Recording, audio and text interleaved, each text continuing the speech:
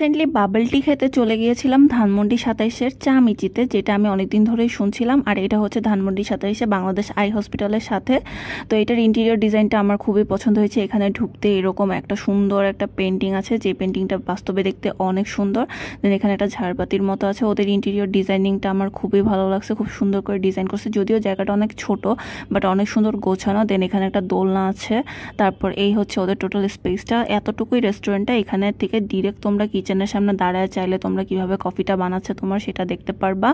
আর ভিতরে একটা স্মোকিং জোনও আছে পিছনের দিকে ওই সাইডটাতে।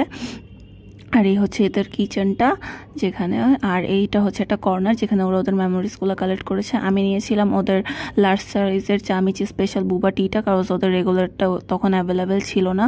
আমার কাছে ড্রিঙ্কসটা তেমন ভালো লাগে না, এটা একটু ক্রিমি হলে ভালো লাগতো, বাট মোটামুটি 400 টাকায় চলে। তো এই ছিল আমার ইন টোটাল ভিডিওটা। কেউ যদি যাইতে চাও তাহলে তোমরা যাইতে পারো।